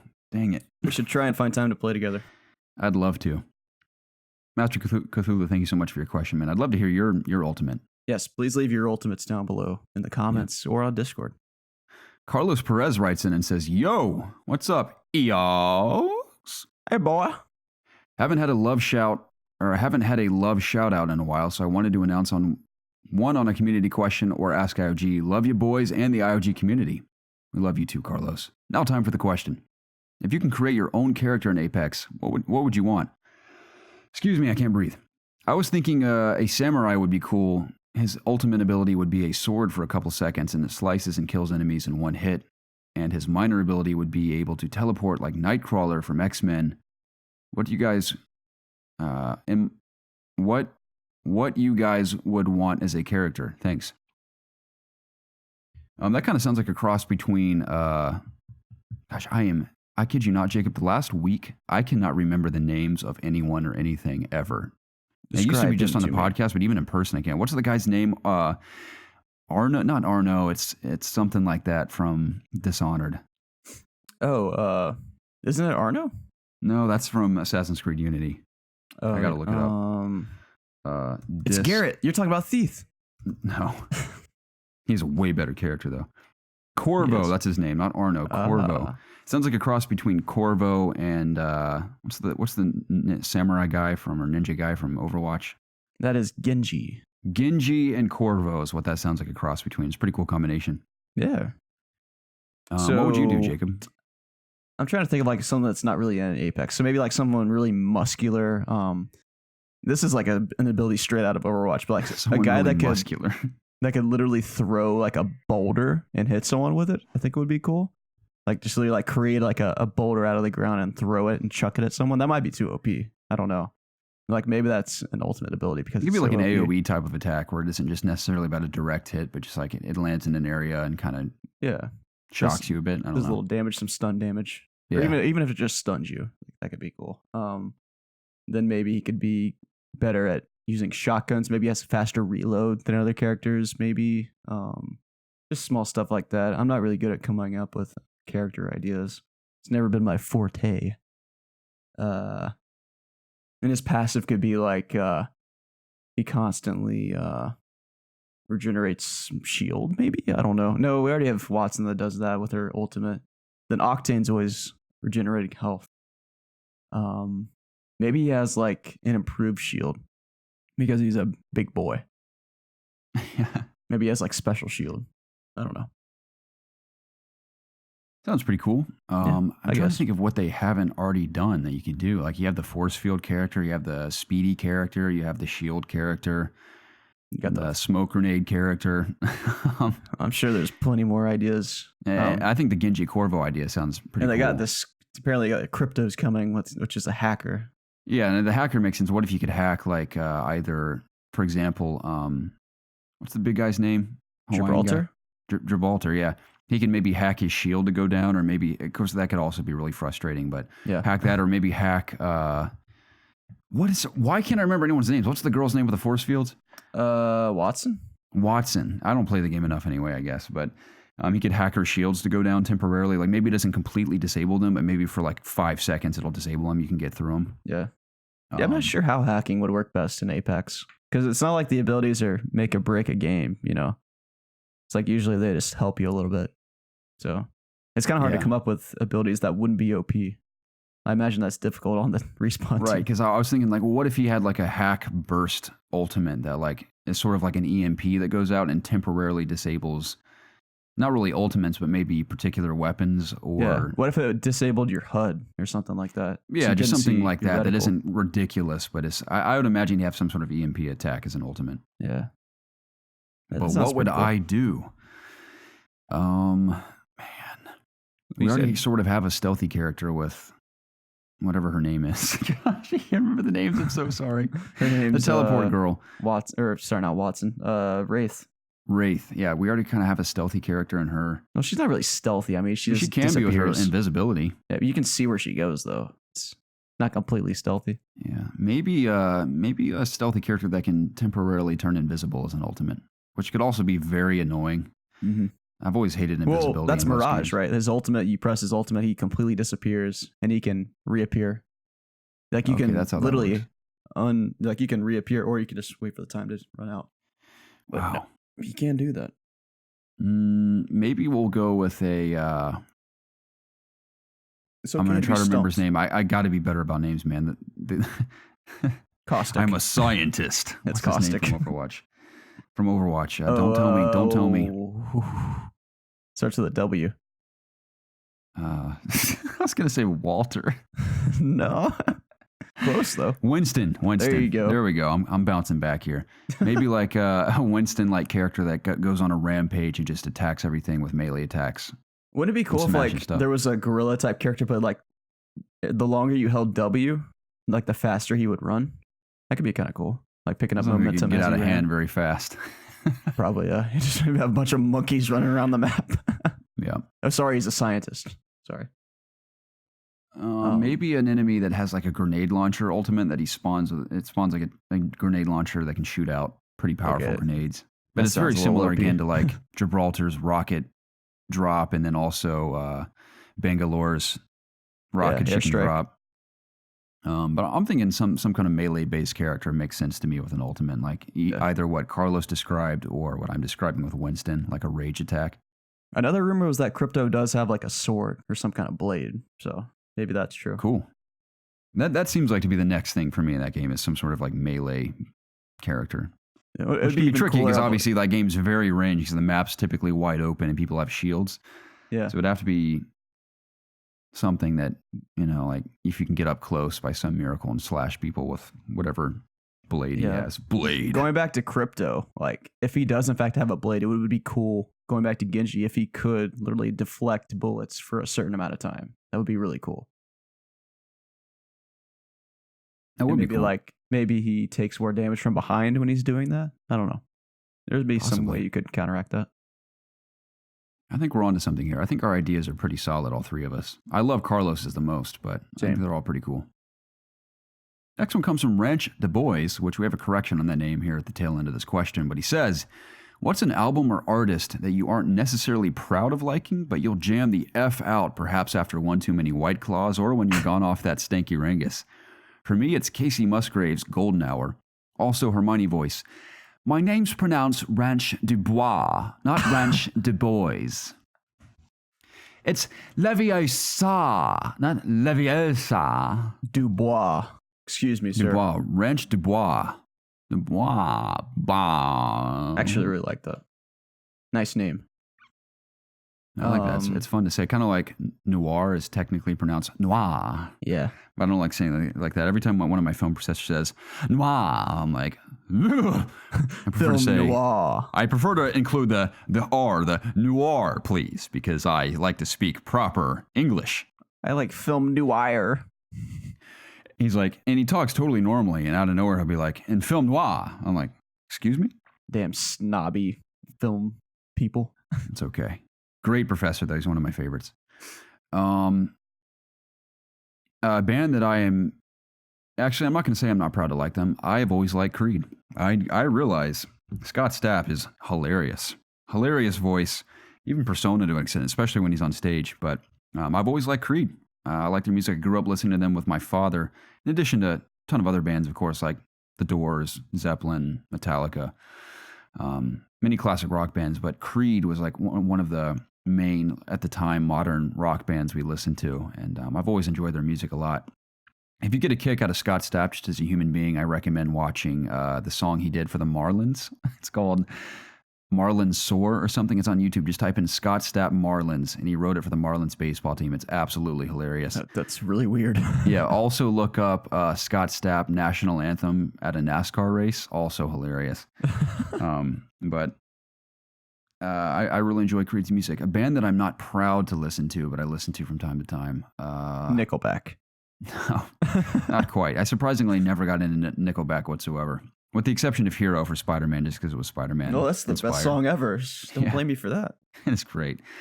How do you feel about the idea of like Sony making a Spider-Man movie with all three Spider-Mans? Like a Spider-Verse movie? How would you feel It'd be about cool. I that? doubt it'll ever happen, but it'd be cool. Yeah. I'm not saying it will Throw out happen. some I'm just major like, bucks to make that happen. To bring back Oh, Andrew yeah. and Toby, they'd have to throw out so much money. Mm-hmm. It's a cool idea, though. People would lose their minds, especially for Toby. yeah. I mean, if Sony wants the good graces of fans forever, I mean, they're already on a good track with the way they've handled this whole Spider-Man situation with Disney, and also with, I mean, Venom is solid, but especially Spider-Verse. I mean, Sony's really doing well right now with Spider-Man.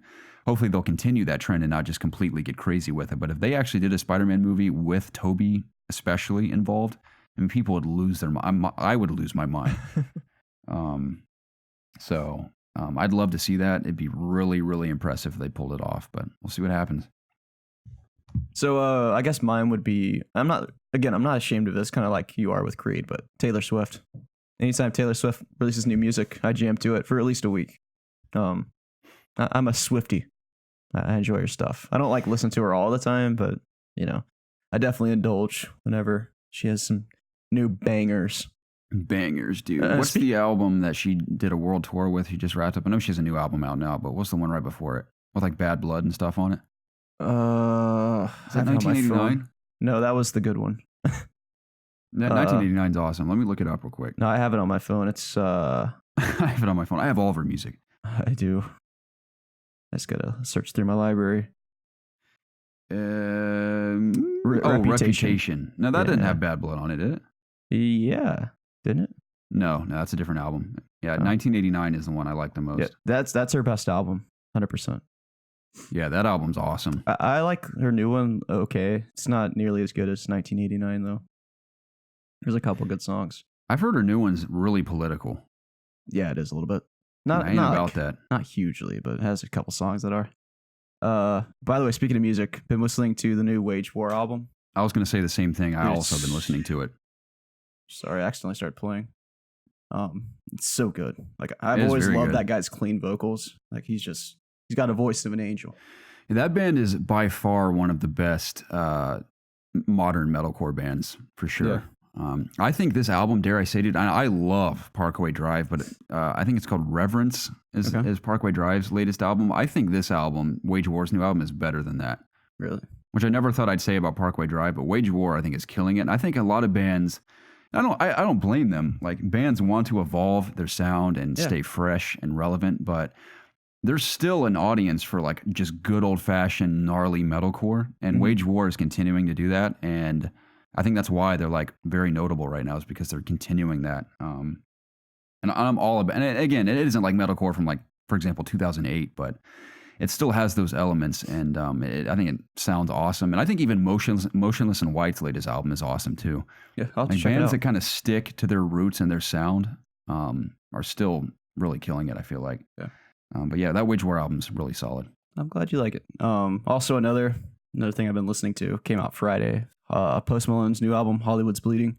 It's actually pretty good. And he has a song with Ozzy Osbourne, bro, and it's actually insane. It's so good. Nice. The album's just fine, but I like that song a lot in particular. And he has a lot of good, cool features on it. So cool. Check it out if you like Post Malone. I might. I enjoyed Sunflower from Spider-Man. So maybe I'll check that song out the rest is of his on the music. album. Nice. That's a good one. Well, Jam writes in and says, "Hey fellas, are you guys fans of Saints Row? One of my absolute favorite gaming moments is at the end of Saints Row 3. Spoilers! Where you go rushing across town to save Shondi while I Need a Hero by Bonnie Tyler plays in the background. With the revelation of Volition already working on the next Saints Row game for some time now, do you guys have any guesses as how they can top Saints Row 4?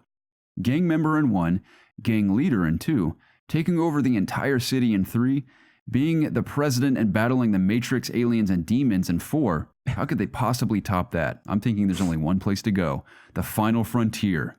Space." That makes the most sense to me, honestly. I'm like the worst person to ask about Saints Row because not only have I not played them, but I just do not care at all about Saints Row. Okay. I've played 2. 2 has always been my favorite. Granted, I've only played 2 and a portion of 3 and a little bit of 4 as well. But it's weird because it has the elements of like a Grand Theft Auto game just on drugs essentially. Yeah. And for whatever reason, I just can't get into them the way I get into GTA and like any other open world games. I don't know why. Like even the one where you can be a superhero, I'm like, man, I've always wanted, like, I mean, it's so over the top that you'd think like it's impossible to not have fun in this game. But for whatever reason, I just couldn't get into 4. Yeah. And I barely got into 3. I don't know why that is, but I recognize that those are very fun, ridiculous games. So at the very least, I like to see whatever they're going to do next because it's always ridiculous.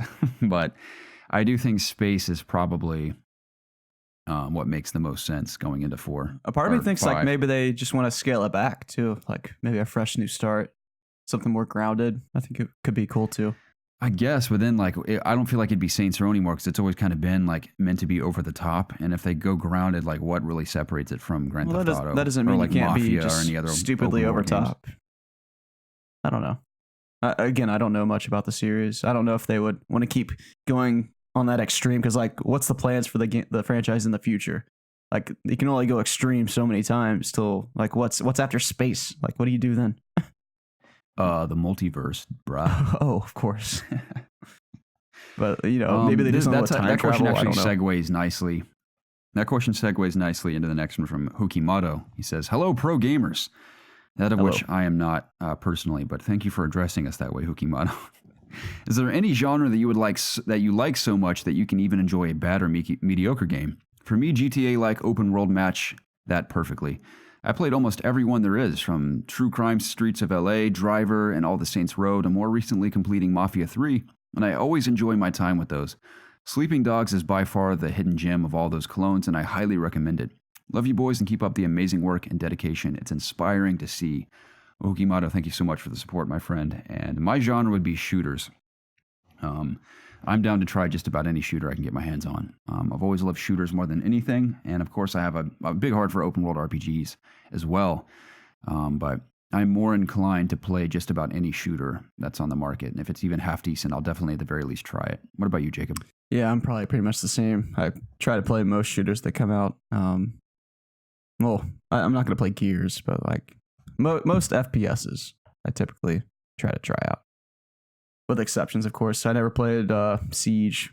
Never tried. What was that other one? Rage 2. Like more of just like, shooters that are more multiplayer based. Typically, I try to check out. Not necessarily like Bethesda shooters. But I do love Doom. You and me both, man. Losing my mind for Call of Duty and Doom this year. Dude, so pumped. Call of Duty looks great. I'm really excited for it. Did you not play the alpha on PS4? I did not, no. Oh, man, so solid. I'm going to play it on PC, the full version, but yeah, even on PS4, man, it was killer. Yeah, I kind of just forgot about it. That's quite all right, Jacob. Your time will come, and I'm certain we'll have a great time. Las Vegas writes in and says, Yo! What's up, folks? The sexy boys. I don't ask questions much at all, but I felt like asking this week. After typing this, I feel it may be a bit long, but I don't care. Garrett, your determination in life is quite attractive. I love your energy. What motivates you to work so hard, and when will you ever feel like resting? Jacob, I want an ass like yours. My wife would appreciate grabbing something like that. What does IMK stand for? I'm not up to date on my lingo. Let me see. IMK. Mm-hmm. Sure it's not LMK? LMK? Let me know. Let me know when you're done with it. What motivates you to work out as much as you do? Preston, Mr. MIA, if you are present or not, we miss you. I love hearing you talk, man. Very smart man, as I feel much wiser listening to you. Hope you are doing well. Question for all. What would be your last meal on Earth before we send you to Mars because devs from Doom specifically sent you all to test and review their new Doom RL game? Real life. There we go. Man, it's like I'm living in the past.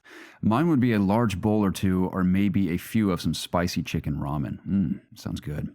Ooh. It's nearing lunchtime here, and I'm getting excited for that. Same. In regards to my determination, it's funny you asked that because, while I do have a spirit of to work hard and to be determined to accomplish things, it's amazing how God this summer in particular, where I went into the summer thinking like I'm going to do as many projects as I possibly can, but God has almost intentionally prevented me from doing that, and really has been, I think, calling me to truly rest because, as you guys know, earlier this year I nearly killed myself with how much I was working, and that's just not healthy, I feel like. And I was also always striving to complete as much as I possibly could because I had this mentality and this lie I told myself that like, if I don't do all this work, nothing's ever going to work out for me, and it's all up to me to make things happen, which I'm not discounting hard work and determination and giving it all you've got. Of course, there's a very real time and place for that. But there's also a very real time and place for rest, and not just rest of like physical labor or work, but just rest for the soul. And that's something I've definitely been embracing, especially the last couple of months, because I know going into my final few quarters of school, there will be present its own challenges, and there will be a time and place to work very hard again. But I've been embracing rest, and my determination truly stems from just my passion for the work I do. I love it to death, and it's the type of work I pray and hope that I can do for the rest of my life for a living. But that's primarily my main drive and determination is just fueled by my passion for the work and the love I have for it.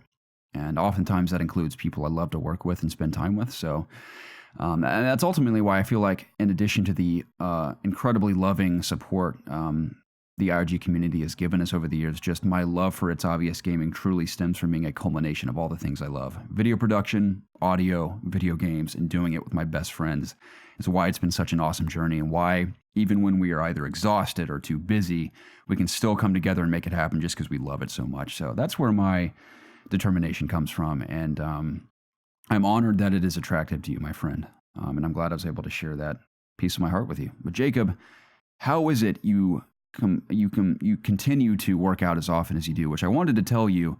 I've been working out between 4 and 5 days a week for the last month, and it is just an incredible feeling. So I'm so happy to hear that. To an extent, I get where you're coming from, or just especially afterward, it's like you just feel great, and it is like an accomplishment. I think it's great for your mental state and, of course, your physical health.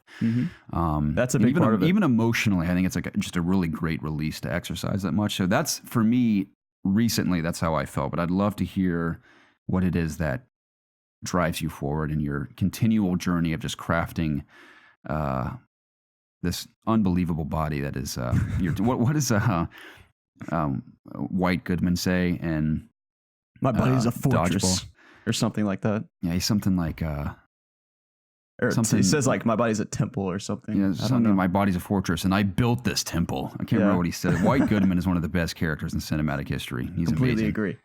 A lot of it is what you just said. That feeling after you finish working out, like whatever that energy that you release after a workout is, like it's extremely satisfying. And I'm addicted to that feeling almost. Also, I look at my body literally as a fortress. Like it's the physical mass that I am carrying around to act upon the world, and I want it to always be able to function no matter what the circumstances. So I want to be prepared to do any task, whether that's moving heavy stuff or having to travel on foot, whatever it would be. I don't want to have any sort of physical limitation that I can help that would prevent me from doing anything that I wanted to do.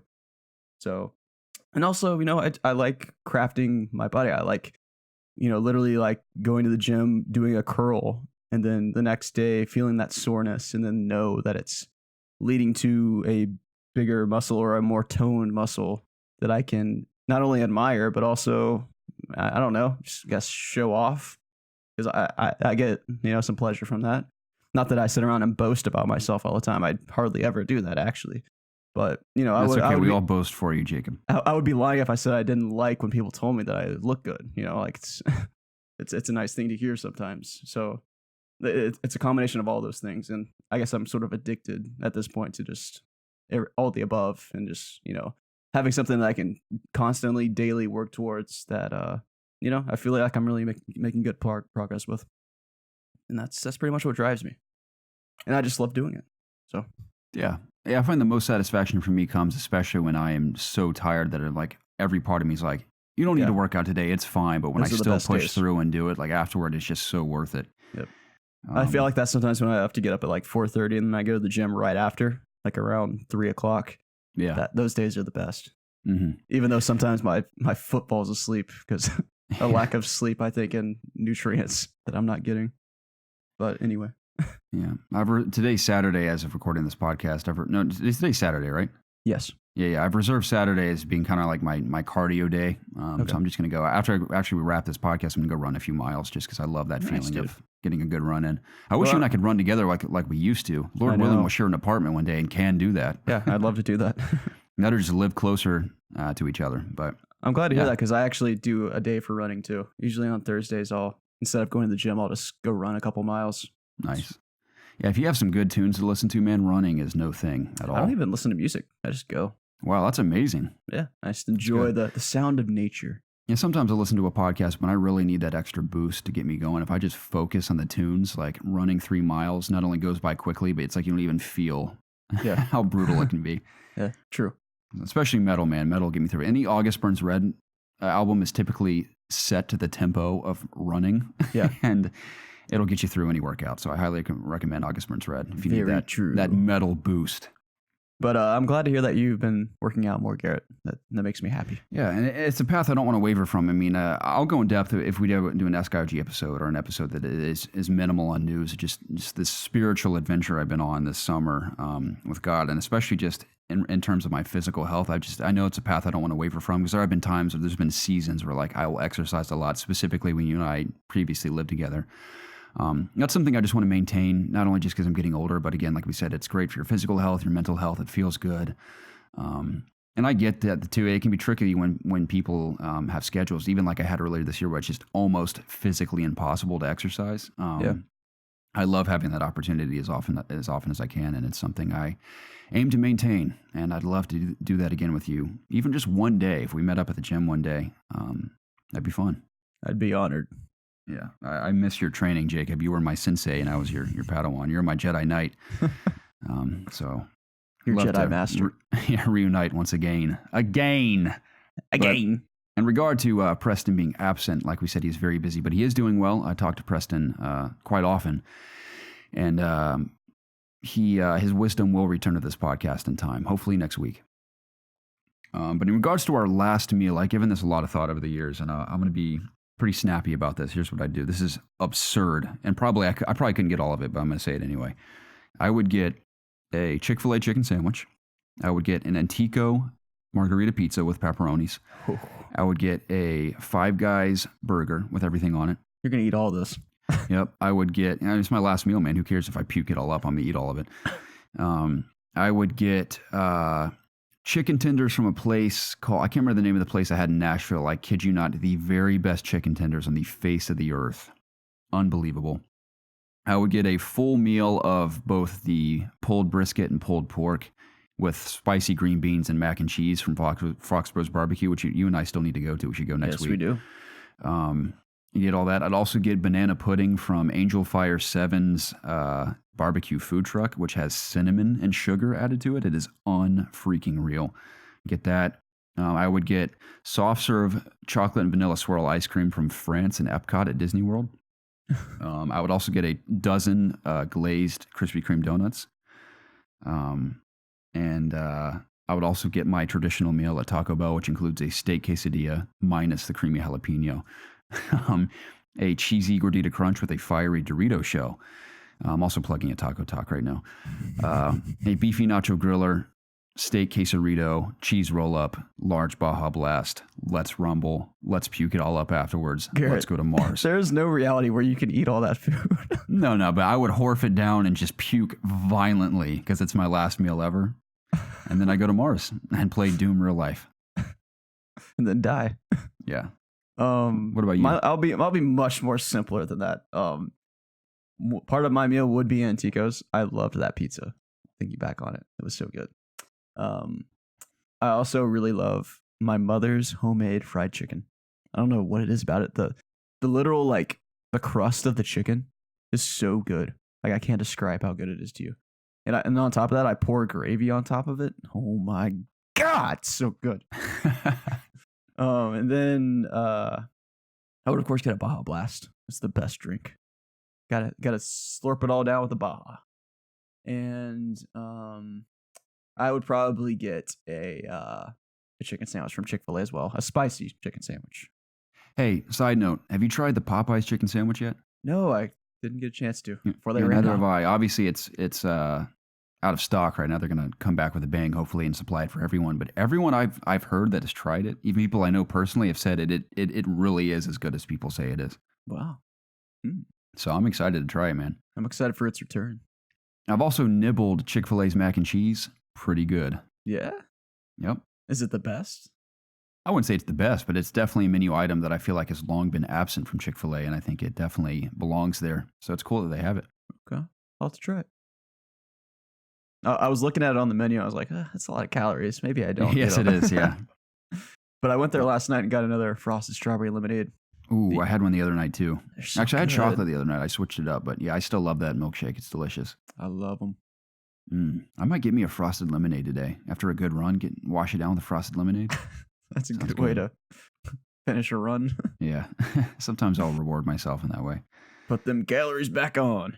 Yeah. What was I thinking? Yeah, I didn't even mention like half the other things I would eat, but I think what I said I can live with for now. It's mostly just that pizza for me. I want that pizza right now. All the time. Oh, yeah. Incredible. Even if it is $30. Yeah. Totally worth it. Big finales from Jay Scriber. Jay Scriber says, "Hey guys, hope you've all been enjoying this quickly passing summer. If you guys were paid to attempt to go MLG in a single series, regardless of the age or relevance of said game, what would you pick? I'm going with Modern Warfare Remastered for PS4. Somehow I reached the top 1% in the global highest scores and was ranked 38 globally in old school free-for-all. Wow, that's awesome. I could have gone much higher, but no matter how much your score piles up, it can't cure the boredom. Okay. Any game I would go MLG in. I think my best chances would be in Call of Duty 3 because there's been no shooter before or since that I have just been truly incredible at. And even when I'm pretty good at a game, I'm not often like, yeah, I'm really good at this game. But like I was on just, it was unreal how good I was at the game. I don't know why. It just mechanically, it just fit me perfectly. I mean, I played Capture the Flag on my favorite map called Eater Dam. And it was a classic, fairly symmetrical map where there were two bases on either end and a big bridge in the middle. And I'd snipe, and I preferred the Axis because I liked the car sniper better than the Springfield. And I would get, I think my best match ever, I had like 210 kills with a sniper rifle on a single Capture the Flag match. It was unbelievable. It was the kind of snipes where people would be flying. There was a big gap in the bridge. You'd have to ramp over if someone was in a Jeep. Guys would ramp over and like midair, I'd snipe the gunner out of the Jeep and everything. So if I was going to go MLG in anything, it'd be Call of Duty 3 for me. What about you, Jacob? I mean, I don't know if I've ever been insanely good at any shooter. So I don't know if I can necessarily speak to like what I would be best at. But if I was to pick one, it'd probably be Fortnite because you can make millions of dollars if you win. Fortnite. But would you enjoy yourself? Don't even think about the money or the glory. Think about the game. Would you enjoy yourself? Probably either Apex or Overwatch. There we go. That's more like it. Oh, dude, Overwatch would be so much fun to be a pro because that game, like I said, is just so joyful to play. The Overwatch I feel like it'd be the just most fun really to be cool. that. Like it'd be cool to be a part of like a branded team that's based in a city where you have like a literal fan base that comes out and to you have like see you. jerseys and stuff. It's so cool. Yeah, they're gonna have 2 homestands next year, the next season. We need to go to one of them. They're In gonna Atlanta? be in Atlanta. Yeah. Oh, dude, awesome. Absolutely. I don't know where they'll be yet, but like we missed the one this year. But no, we are definitely need going. to. Let's keep an eye out for that. I'd love to go. And they have a pretty good chance of winning the whole thing this year. So if that happens, Yeah, we'll be up winners. there with Atlanta United winning championships. Yeah. That's cool, man. Dude, another thing, Falcons are playing Sunday, dude. I'm so excited. We should go to a Falcons game. Like I said, I live. Preston's calling me back. We live 5 minutes. I live 5 minutes from Mercedes-Benz Stadium, so we should go to a game together. Yeah, I should come like spend the night a Saturday night, and then we'll just go to the game on Sunday. Should. Absolutely. It'd be so fun, dude. Pick a game in the next few weeks that you want to go to, and we'll go. All right, I'll do it. Seriously, I'm going to do it. Cool. I wanted to say to all of you who have written in questions via email or on Discord that I've not read this week, I have collected all of them. We're going to get to them next week, I promise. And I hadn't actually looked at our email in a while, but I have collected all of them. Don't worry, they are coming, and we look forward to addressing them. But Jacob, that is the conclusion of episode 213 of the It's Obvious podcast. I had a grand old time, my friend. I did too, man. So thankful for each and every one of you who tuned in. Any closing thoughts from you, Jacob? No. I mean, I hope everyone's just having a good time playing some new games that are coming out. Borderlands 3 is this week. It's going to be pretty hype. What else? Make sure you guys are watching the Falcons on Sunday. I know it's already passed, so I guess you can't watch it now, but if you tune into the Falcons, guys, the Falcons are going to have a big year. I know all of you care about the Falcons because I do. Yeah, we'll see, Jacob. And it's going to be a good year. It's going to be a very special year. This is our year, boys. I've been saying that every year, but this is the one. This is our year. Rise up, gentlemen. Back to you. Time will tell. Time will certainly tell. But thank everyone for watching. I had a good time to chat with you, Garrett. Yeah, it's always a grand pleasure doing this podcast for everyone and just getting to chat with my buds. Yeah, and, likewise, brother. Always I miss a pleasure. Preston dearly. I hope Me he's too. back soon. I'm going to call him back here in a second. See what he has to say. But tell him to explain himself. Yeah, we demand an explanation for your continual absence. But yeah, we love you guys so much, and we're so thankful for you tuning in and listening, and we're encouraged to hear when you let us know that the podcast helps you get through a rough work day or a long commute, because that's what podcasts have been for me for a long time as well. And I know that feeling all too well, and we are honored, thrilled, and delighted to hear that for you guys. But we hope you have just incredible, fulfilling weeks full of joy, happiness, goodness, and success. And if you have a rough week, like we said, Discord, our Discord community is incredibly encouraging and supportive. And anytime you guys are going through something tough, just throw it in there if you're willing to share, whether it's through a personal message or even in general chat or anywhere. And if they're not a part of the Discord, where can they find that link, Garrett? Yeah, that link can be found in every single description on our YouTube channel, as well as every podcasting service. The Discord link is there. Wow. And you can click on it. It'll take you there. If you haven't already signed up with a Discord account, it's a really quick process, and you can join the Discord and join our incredible community that we've amassed over the last 4.5 years. And it's been just such an awesome ride. Dude, that is so convenient.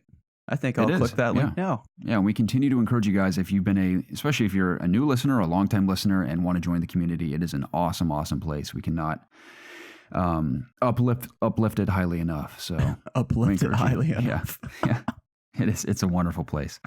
But yeah, Jacob, I'm gonna go get some running in. I'm gonna go to work later, and I gotta go poop very badly. I pooped right before the podcast. I've been taking a lot of probiotics through yogurt and actual pills the last couple of weeks, and I'm pooping consistently every like fresh, solid poops every morning as I'm sipping my coffee. I'm like, oh, time to poop. Yep. And I go in there and drop a deuce, man. It's anytime I have coffee, that's when I gotta go poop. Yeah, it's a great natural laxative for me as well. So, and my mornings have been filthy in the best way possible. That's great, bud. Yeah. So I'm gonna go get some exercise, go to work. It's gonna be a beautiful evening, Jacob, and I hope you have a wonderful day yourself. Yes, I hope you have a great Saturday, Garrett. And for everyone that's listening to this on Monday, hope you have good weeks. Happy Borderlands week. Yes, sir. Well, bye-bye now. Bye-bye.